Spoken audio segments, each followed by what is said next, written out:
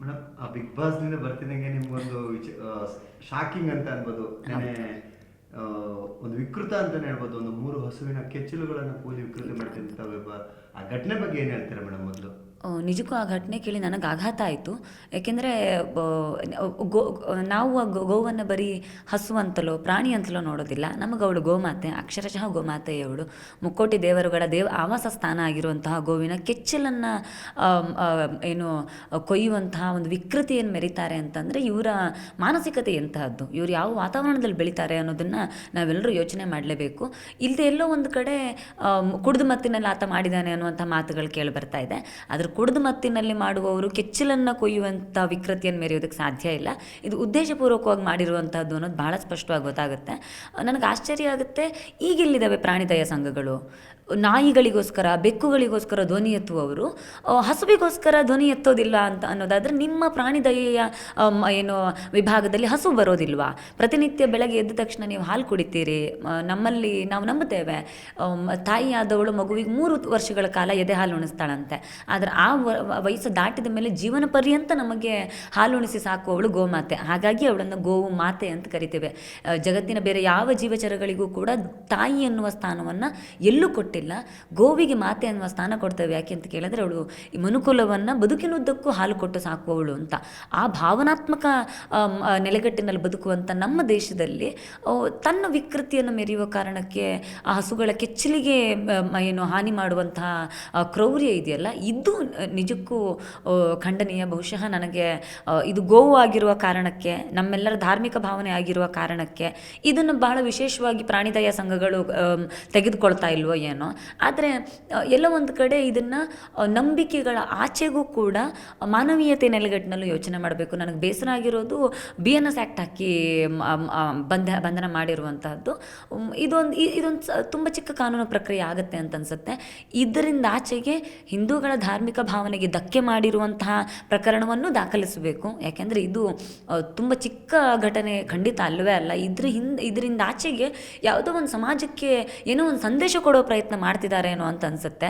ನಾನು ಕೇಳ್ತೇನೆ, ಬಿಹಾರ ಮೂಲದ ಒಬ್ಬ ವ್ಯಕ್ತಿ ಇಲ್ಲಿಗೆ ಬಂದು ಇಲ್ಲಿನ ಗೋವುಗಳ ಕೆಚ್ಚಲಿನ ಮೇಲೆ ಕ್ರೌರ್ಯ ಮೆರೆಯುವ ತನಕ ನಾವು ಬಿಟ್ಕೊಂಡಿದ್ದೇವೆ ಅಂತಾದರೆ, ಈಗ ಮಾತಾಡಿ ನಮ್ಮ ನೆಲದ ಏನು ರಕ್ಷಣೆಯ ಬಗ್ಗೆ ಬೇರೆ ಯಾವುದೋ ರಾಜ್ಯದವರು ಬಂದು ಇಲ್ಲಿನವ್ರ ಮೇಲೆ ದಾಳಿ ಮಾಡ್ತಾರೆ, ಮತ್ತೊಂದು ಮಾಡ್ತಾರೆ ಅಂತ ಎಲ್ಲರೂ ಧ್ವನಿ ಎತ್ತಾರಲ್ಲ. ಈಗ ಬಿಹಾರ ಮೂಲದ ವ್ಯಕ್ತಿ ಬಂದಿದ್ದಾನೆ, ಕನ್ನಡದ ನೆಲದಲ್ಲಿದ್ದ ಒಂದು ಹಸುಗಳ ಮೇಲೆ, ಇಲ್ಲಿನವರ ಏನು ಬದುಕಿಗೆ ಆಧಾರವಾಗಿದ್ದ ಹಸು. ನಾನು ಬರೀ ನೀವು ಧಾರ್ಮಿಕ ನೆಲೆಗಟ್ಟಲ್ಲಿ ನೋಡಿ ಹಸುವನ್ನು ಅಂತ ಕೇಳೋದಿಲ್ಲ. ಹಸು ಹೈನುಗಾರಿಕೆ ಅನ್ನೋದು ಲಕ್ಷಾಂತರ ಜನರ ಬದುಕಿಗೆ ಆಧಾರ ಆಗಿದೆ. ಆ ಹಾಲು ಕರೆದು ಇನ್ಯಾವುದೋ ಕುಟುಂಬ ತನ್ನ ಜೀವನ ಸಾಗಿಸ್ತಾ ಇತ್ತು, ಆ ಬದುಕಿಗೆ ಹಾನಿಯಾಗಿದೆ.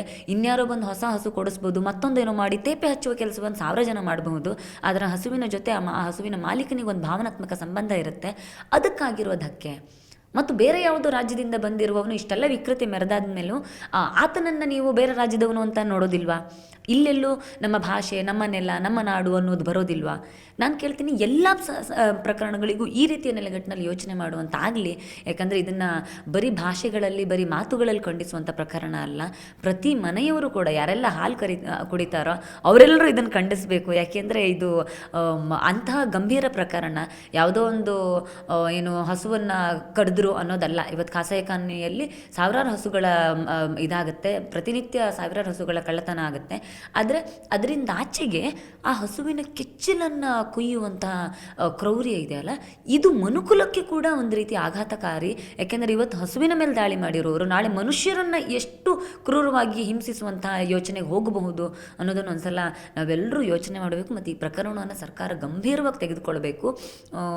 ಬೇರೆ ರಾಜ್ಯದಿಂದ ಬಂದಿರುವವರು ಅಂತಲ್ಲ, ಯಾರೇ ಆಗಿದ್ದರೂ ಕೂಡ ಈ ನೆಲದಲ್ಲಿ ಬದುಕುವಂಥ ಹಕ್ಕನ್ನು ಪ್ರತಿ ಜೀವಿಯೂ ಹೊಂದಿದೆ. ಒಂದು ಬೀದಿ ನಾಯಿಗೂ ಕೂಡ ರಕ್ಷಣೆ ಮಾಡಿ ಅಂತ ಸಂಘಗಳು ಹುಟ್ಟುಕೊಳ್ಬಹುದು ಅನ್ನೋದಾದರೆ, ಹಸುವನ್ನು ನಮ್ಮ ಯಾವುದೋ ಸೈದ್ಧಾಂತಿಕ ನೆಲೆಗಟ್ಟಿನಲ್ಲಿ ನೋಡೋದ್ರಿಂದ ಆಚೆಗೆ ನಿಂತು ನೋಡಿ ಆ ಎಲ್ಲರೂ ಇದಕ್ಕೆ ಧ್ವನಿ ಬೇಕಾಗುತ್ತೆ. ಅದು ಎತ್ತಬೇಕು ಅನ್ನೋದು ಎಲ್ರಿಗೂ ಅನಿಸುತ್ತೆ ಅಂತ ಅನಿಸುತ್ತೆ. ಸೊ ಆ ನಿಟ್ಟಿನಲ್ಲಿ ಸರ್ಕಾರ ಕಠಿಣವಾಗಿರುವಂಥ ಕ್ರಮ ತಗೊಳ್ಳಿ ಅಂತ ನಾನು ಆಶಿಸ್ತೇನೆ.